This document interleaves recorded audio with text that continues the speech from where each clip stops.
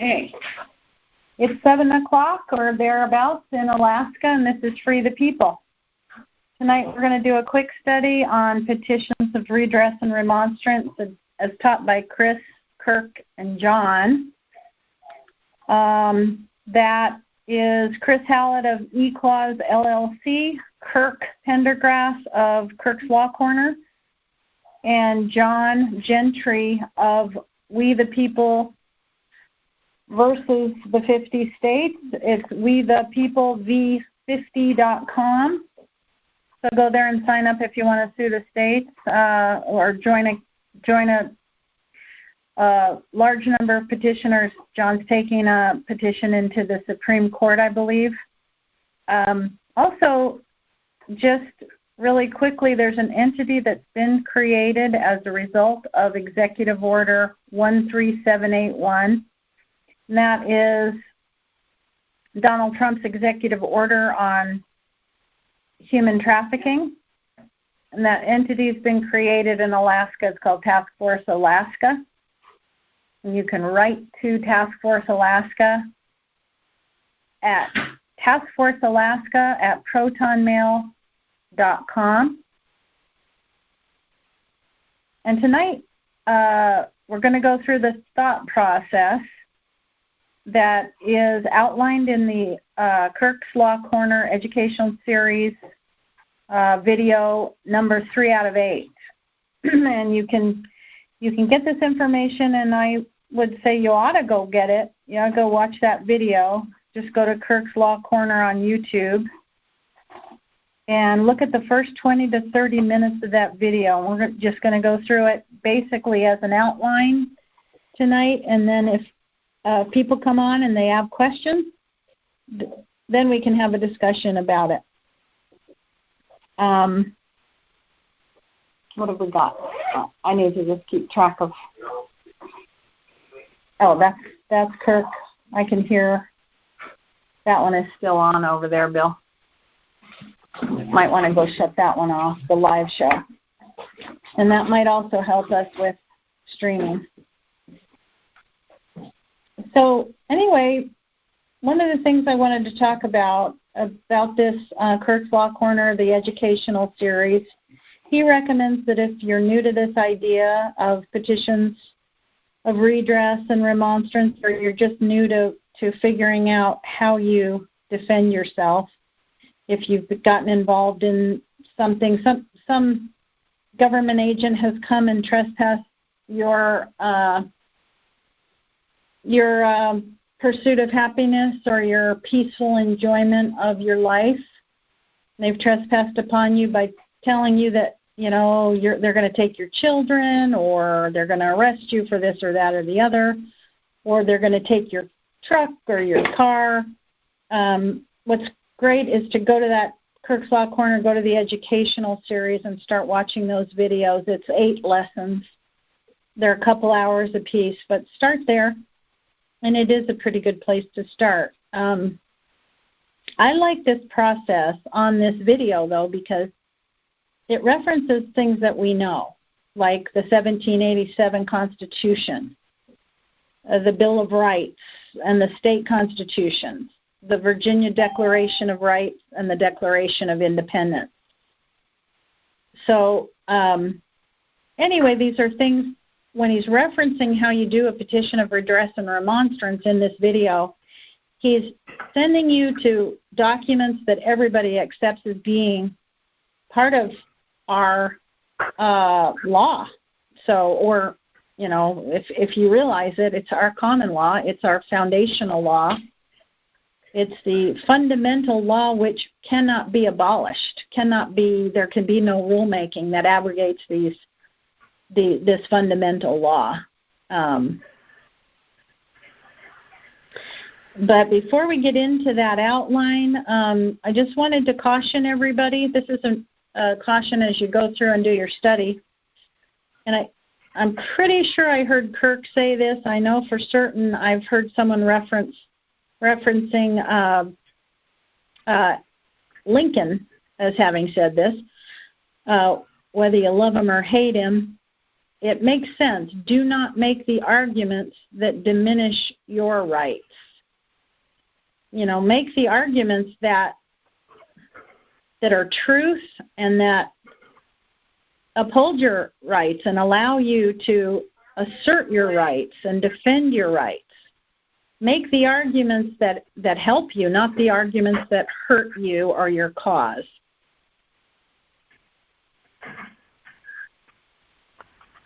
I'm getting a little bit of feedback from somewhere there. So as far as where this lesson starts, it's 5 pretty simple steps. American jurisprudence. Number 16, subsection 100, bills of rights, both federal and state, are merely declaratory of the common law. We talked about that last week. The bills of rights declare the common law, and they are made part of both the federal and the state constitutions. So that's an easy one. If you want to know what the common law is, we'll talk about that another time. But basically, and we'll kind of go through it as we go down through these 5 simple steps. But if you think of common law as the cornerstone to which all law in this land must be trued, that might help you out, because as you go through and you find things that are contrary to the Constitution, the Declaration, and these documents that I mentioned, if they're at cross purposes with this fundamental law as ordained and established, they're no law at all. They're void. They're not law.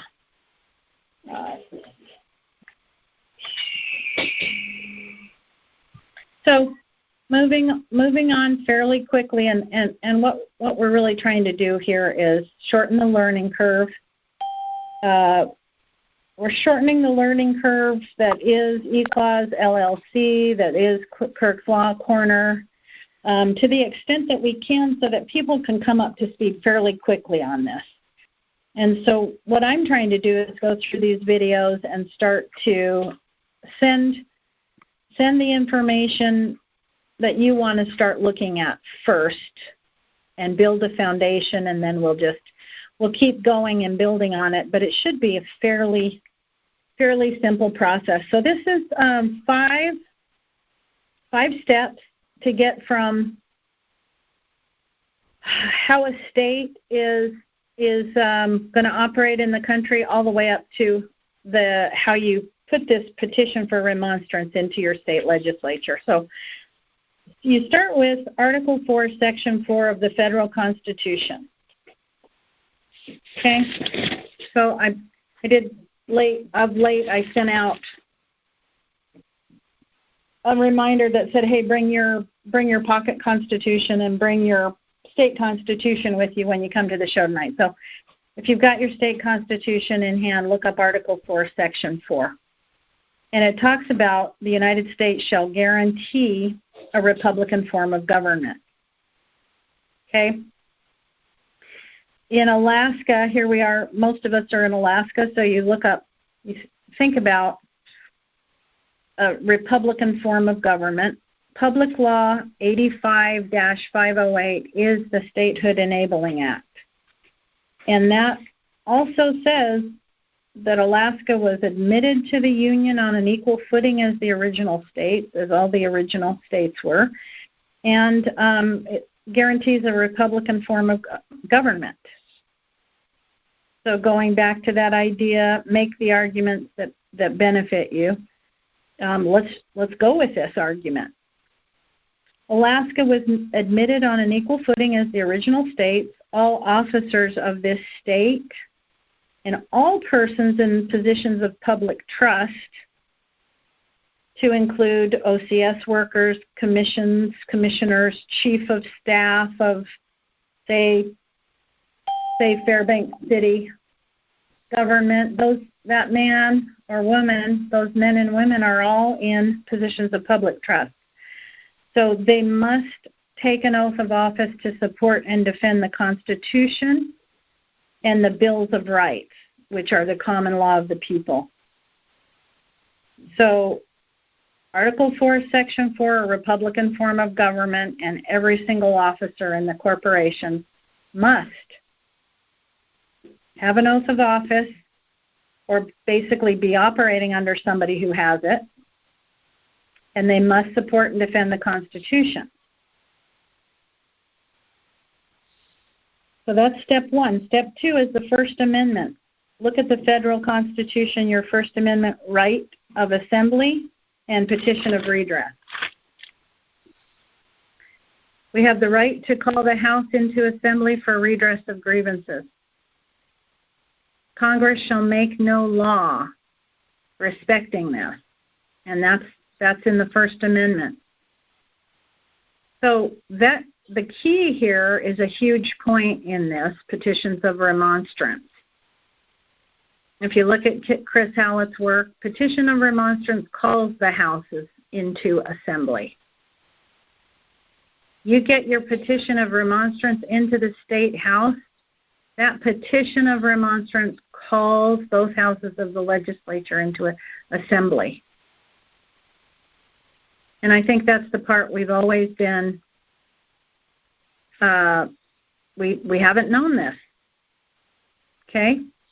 So that's step two. Step three, the state constitution. Look at your state constitution, Declaration of Rights.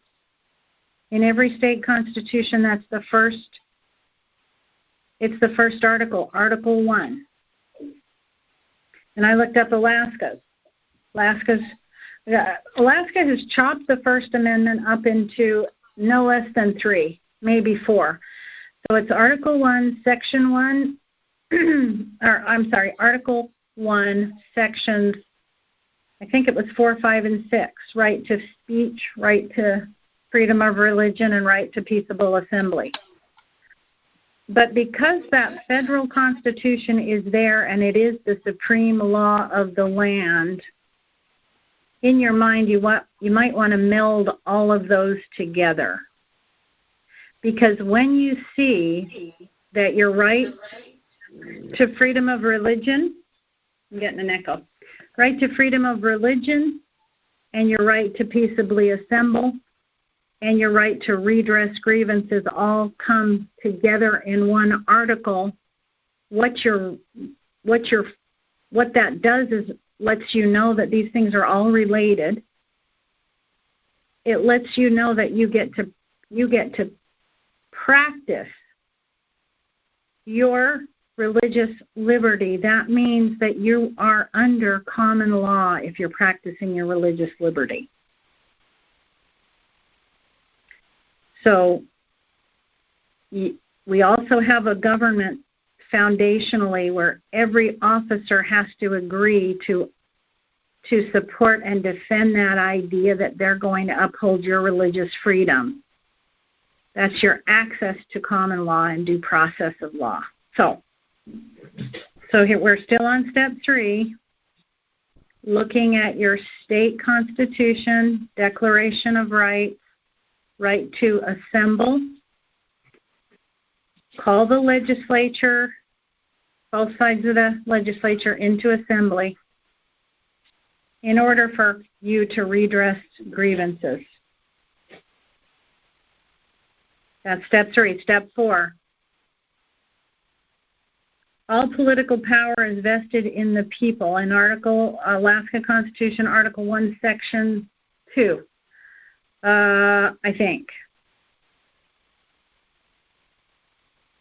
Article 1, Section 1 is life, liberty, and the pursuit of happiness in the Alaska Constitution. In the Idaho Constitution, Article 1, Section 2 actually has the language remonstrance.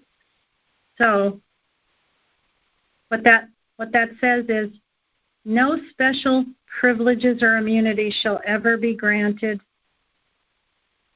that may not be altered, revoked, or repealed by the legislature.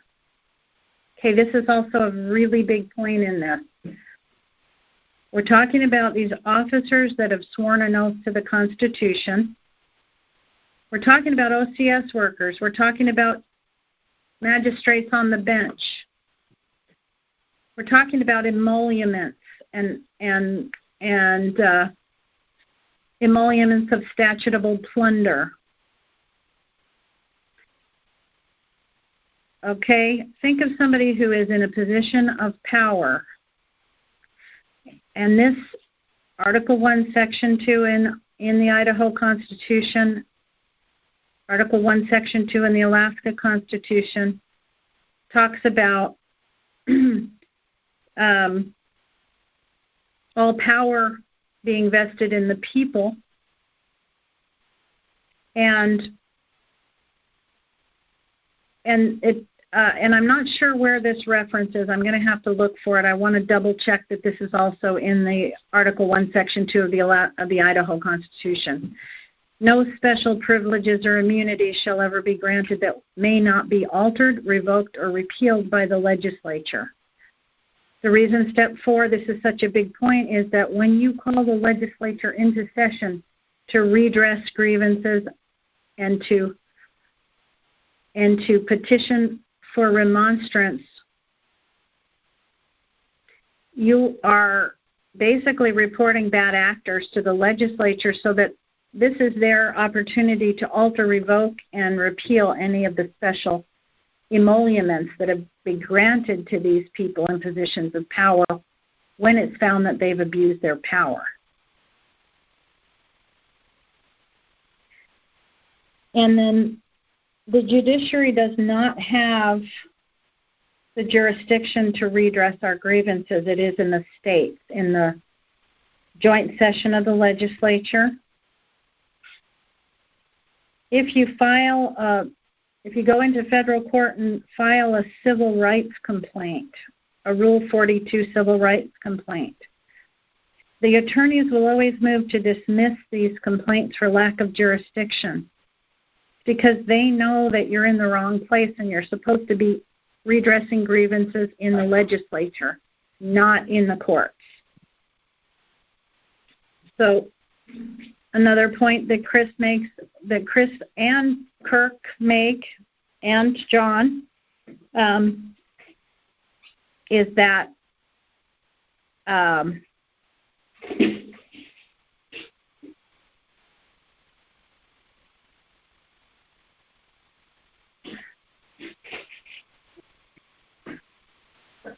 that 100% of these cases are dismissed. They lack jurisdiction. The courts lack jurisdiction. The courts of justice are in the legislature, and we don't know that. That's news to most of us. Courts of law are the courts that we think of as being, well, they're in the judicial branch of government. Courts of justice are in the legislative branch of government. So as you go through this study, you understand this line of logic, you will understand that it's been hidden right there in plain sight as you read through those amendments. You didn't see it before. And it's just amazing that now this is basically somebody was able to see it for what it is and what it's supposed to be. And now we have this method. So step 5 is you've got to follow the rules in order to bring these petitions. But what are the rules? What are the rules of procedure? In the courts, we have, federal rules of criminal procedure, federal rules of civil procedure. We have these court rules. But what are the rules that we need to follow in the legislative branch in order to be effective in how we bring these petitions of redress and remonstrance? And this is Chris Hallett. The rules of procedure in the legislature that most legislatures in this country are using is the 2010 Masons. Well, Alaska's basing their unified rules on the 2010 version of the Masons Manual. And that's Paul Mason, a guy from California, wrote up the rules, published these books, and this is just a practical guide for how it's based on parliamentary. It's parliamentary procedure based on Robert's Rules of Order or Jefferson's rules, but this is Mason's. It was designed to update the way things are actually working and how parliamentary procedure should work in the legislature. So that's what Chris Hallett's relying on for his process on how he brings these things. And what we'll do is we'll do some more quick study on how you write the petitions, what the cover pages should look like, and these are out there on Kirk's Law Corner and in eClause LLC. But like I said before, we're here to try to work on this and shorten the learning curve.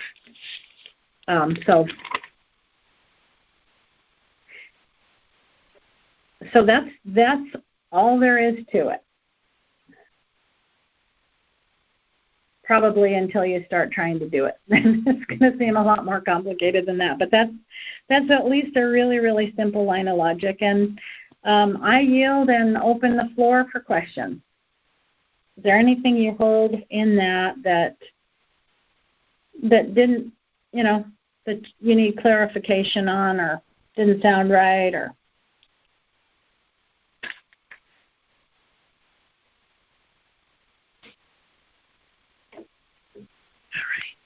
You got anything, Chris? You can just talk.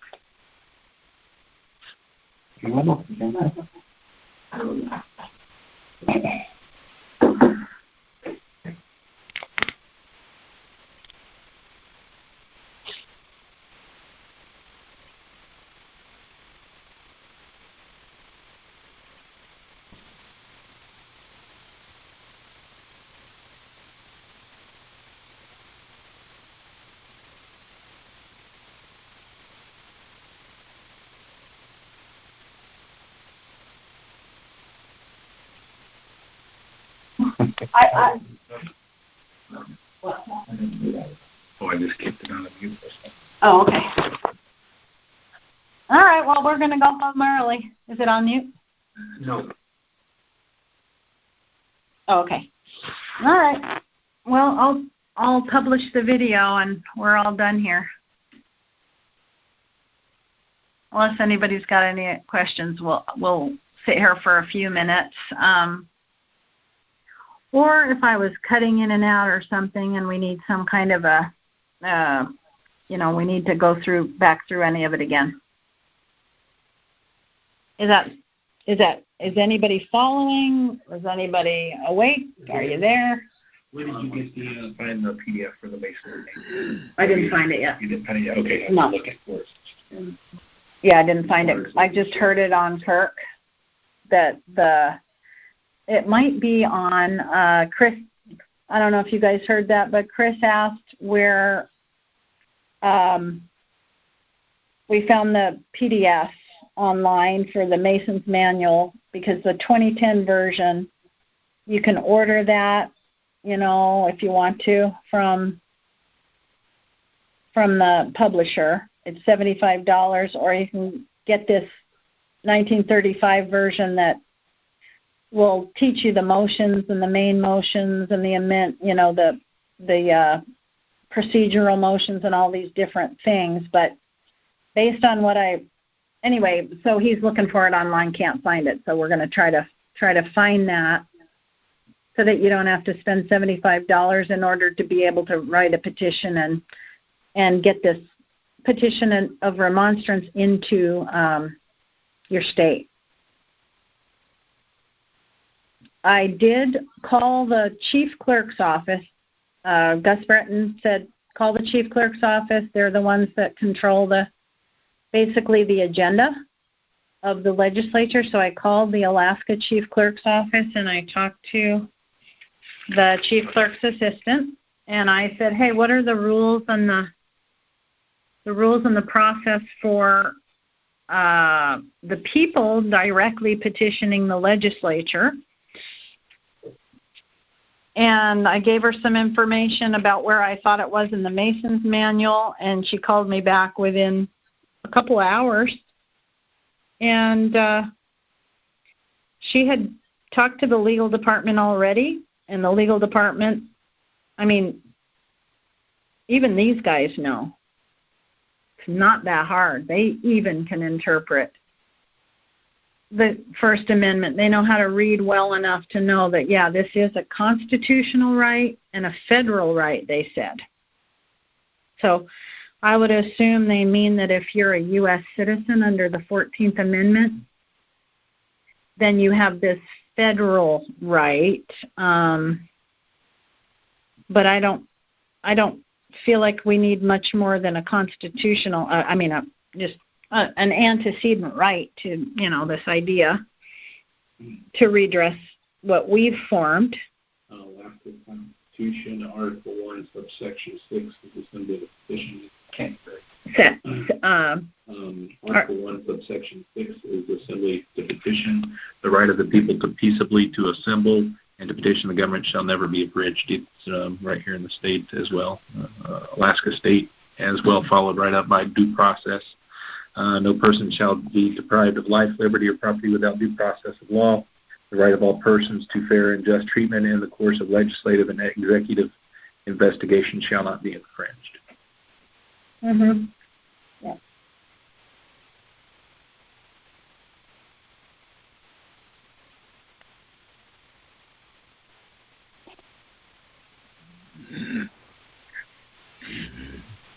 So yeah, the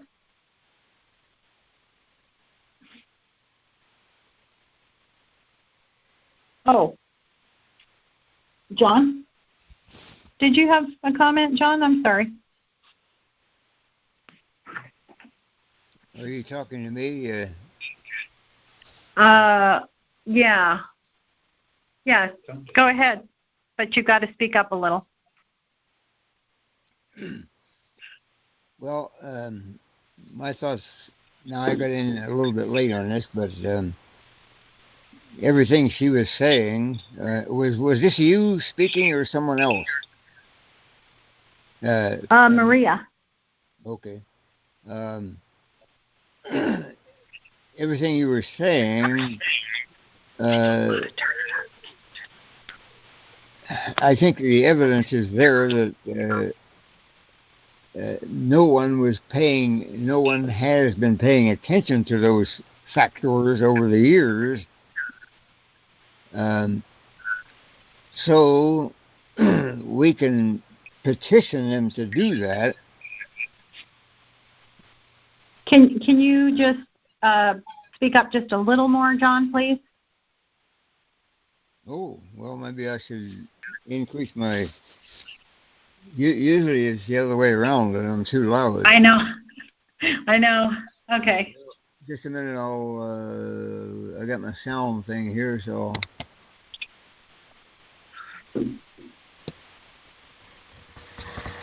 Okay, I'm up to 8 instead of 5 now. Can you hear me any better? Yeah, that's much better. Thank you. Okay. Thank you for telling me. It seems obvious that they have been ignoring these most valuable points, and it is realized, I think, that this is a corporation constitution. However, since the original Constitution in 1787 requires them to have a republican form of government and to take the oath and so forth, then it's obvious that they have not been following these things.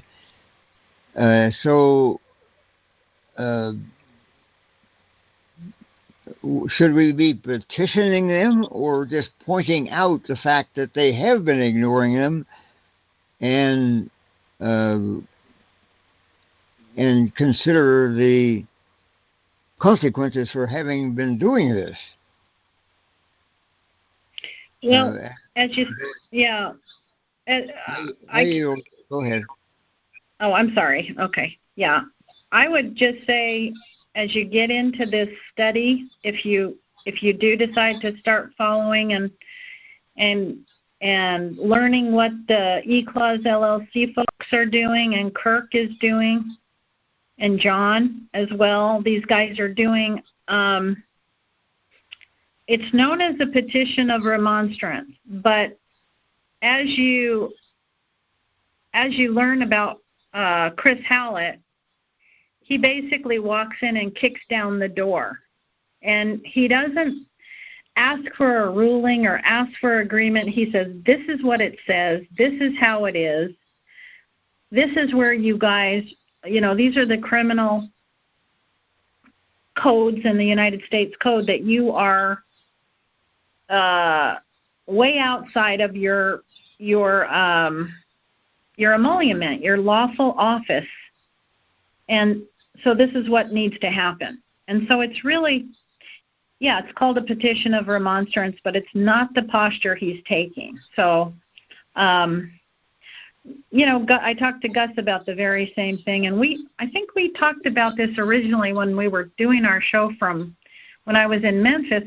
That was my main point of contention. We don't want to petition. These people are our public servants. We're not going to be in that posture. And as I get into these studies, I find out that this is not the posture these guys are taking. So that's how I'd answer it. We want to be effective, I think, and I think we need some wins. And I think, from what I'm seeing from Chris Hallett, if you go in there and watch a particular video that talks about the Texas case, the entire family law court in this Ector County, Texas, I think it is, was completely shut down. 1,250, child kidnapping, basically kidnapping cases were dismissed for want of prosecution.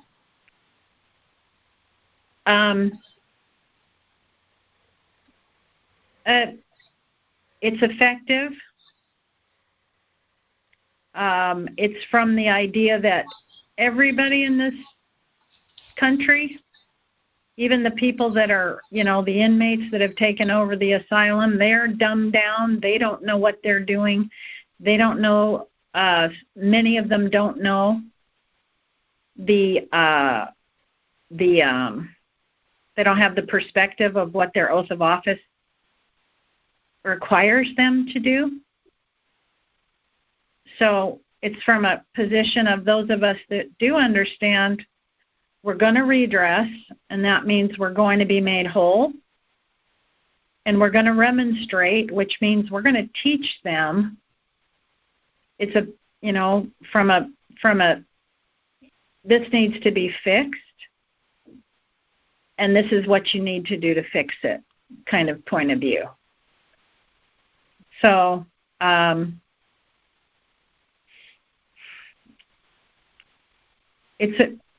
my opinion, it's a good way to go.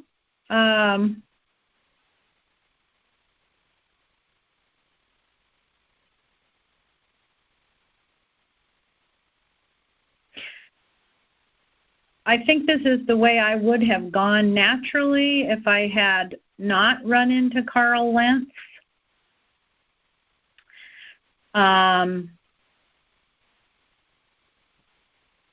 It seemed like the next logical step of what we were doing. We were holding people in government accountable to their oath of office at the time. And then we kind of went in the direction that you heard on the call with John Miser with the first something, and thinking about our lives in those terms, and not being defined by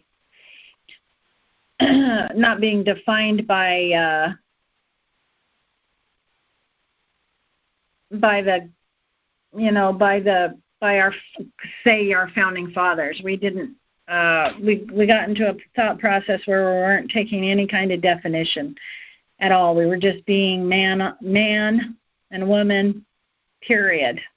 So, that's another way to go. So this is just this is a theory. I think it's simple, and I think it's effective, and I yield.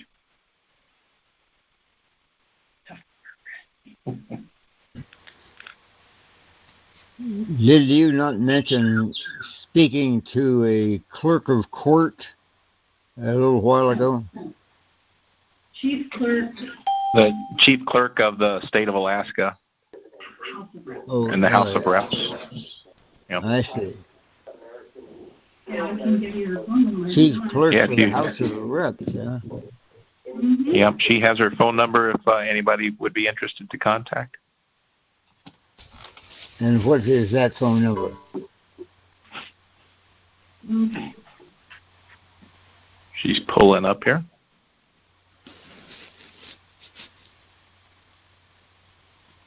Oh.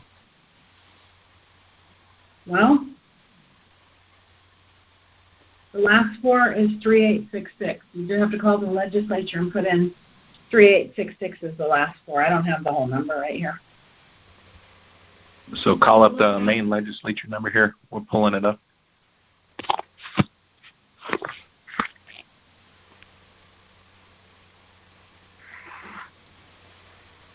The other thing that we did get from them, besides a determination from the legal department, is that this was covered in the Mason's Manual, Section 148, subsections 3 and 4.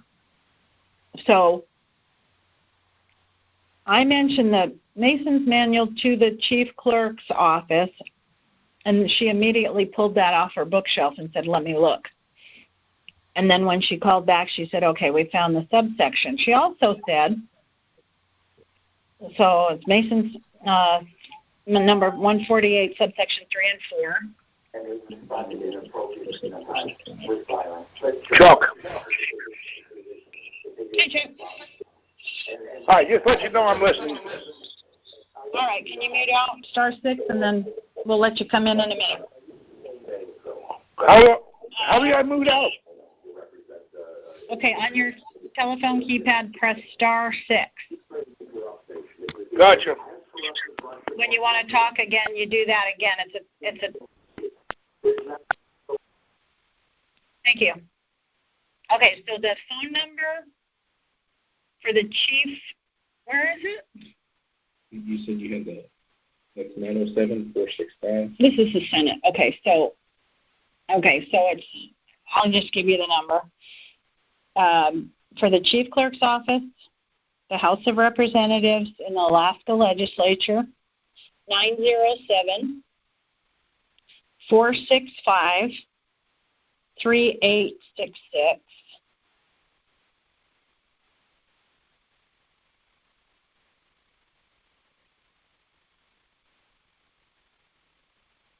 And the reference in the Mason's Manual is Section 148, subsections 3 and 4.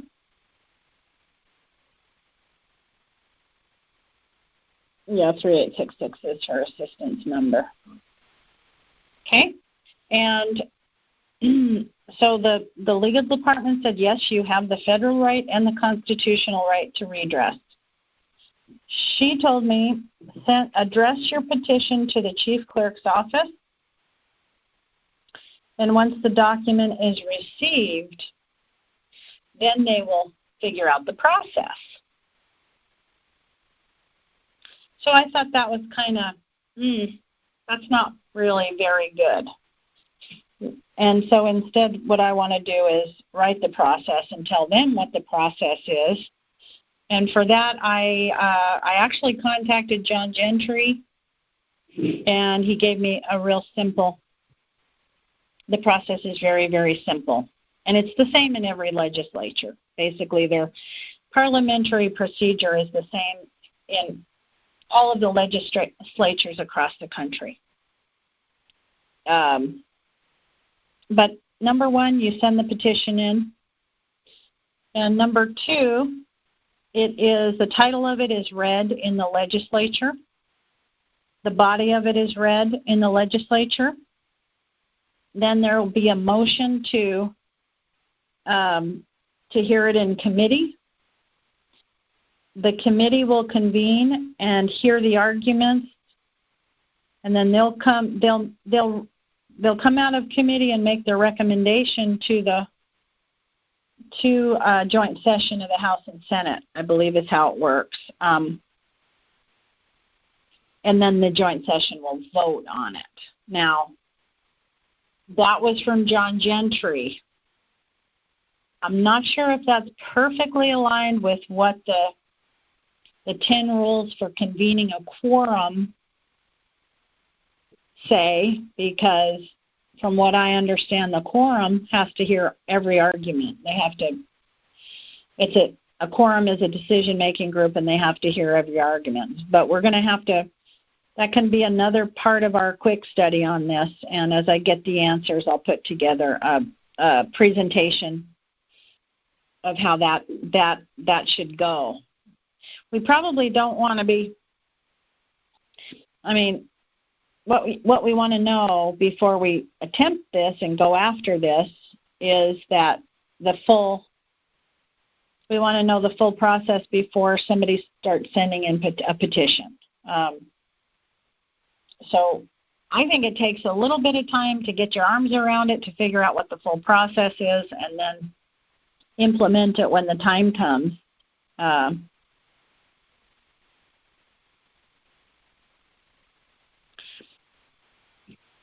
There's another little section here I'm looking at. Now I'm looking at Chris Hallett's petition of remonstrance in the 116th Congress for the United States of America. Petition of Remonstrance, Part 9, Sessions and Meetings. Now this is out of the Mason's Manual. It's Part 9, Chapter 72. Sessions of state legislatures. Section 780 calls for special sessions. So Part 9, Chapter 72, Section 780 would be the same reference you need to file a petition of remonstrance and convene two houses of the legislature. This particular petition is about weaponized family courts. And he actually uses treatise on arrest and false imprisonment. We've covered that a lot. That's also available on, it's available under my channel on TalkShoe.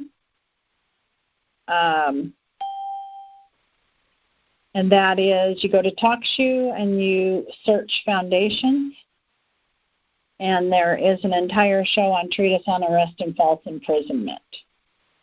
So he is bringing that treatise in to this petition, and several other public laws, United States codes,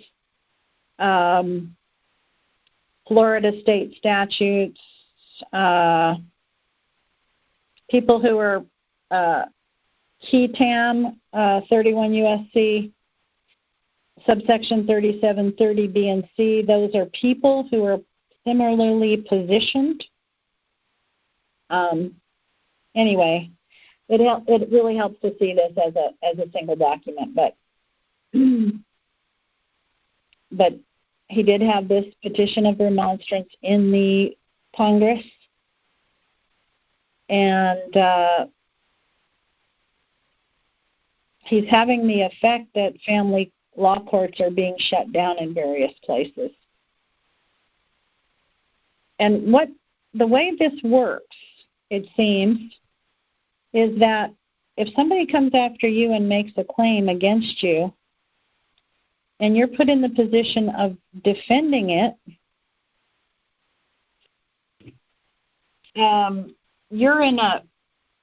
you're basically in an impossible situation where you can't prove you're innocent. So you need to file your own claim and tell them, you've got to get the burden of proof upon the person making the accusation. So this is what he said. If I file a petition of remonstrance in regards to a situation where they're accusing me of something, or I file a claim where I'm the claimant and they're the wrongdoer, then they're in a position that they have to They have to prove I'm wrong. So this is a big part of what Carl Lentz teaches is don't, as soon as there's a claim against you or a complaint against you, file a claim, say what it is you want to say. And so in regards to the OCS issues in Alaska, Tammy Wilson went around the state and she took lots and lots and lots of complaints. She went to 7 different cities, did basically took testimony from hundreds of families that have been wronged by OCS, but not a single one of them ever took a claim into the legislature, a claim of redress, to say that, to basically show the legislature how this rogue agency had harmed them. So this is the piece that's been missing. This is several pieces in several parts of the process that have been missing. Most people believe that you have to take these claims into the courts, and as we kind of went through tonight, the court's not the right venue. It's the legislature. It's a joint session of the legislature, a special session that should meet as a committee, as a standing committee, to take these claims from people who have been wronged by the Child Welfare Act.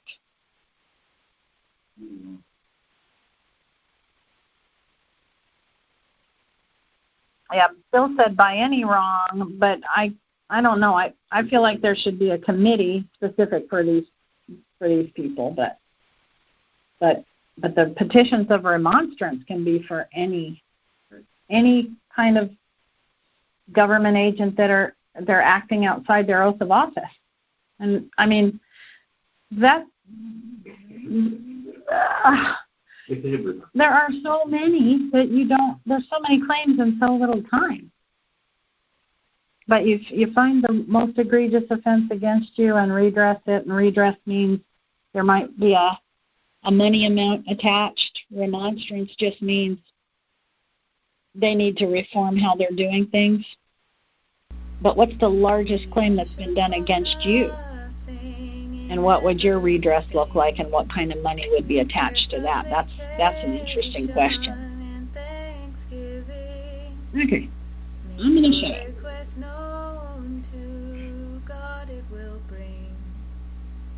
Peace that surpasses understanding. Peace that surpasses understanding. Guarding your heart and mind in Christ the King. Peace that surpasses understanding. Guarding your heart and mind in Christ the King. When the sea placid roils over with storm, there in the darkness your untroubled form gives me the most improbable thing. Peace that surpasses understanding. Peace that surpasses understanding. Guarding my heart and mind in Christ the King. Peace that surpasses understanding. Guarding my heart and mind in Christ the King. Nailed to the rock that is higher than I, Son who for my pardon was willing to die, my shelter and fortress, his praises I sing, and peace that surpasses understanding. Peace that surpasses understanding. Guarding your heart and mind in Christ the King. peace that surpasses understanding, guarding your heart and mind in Christ the King.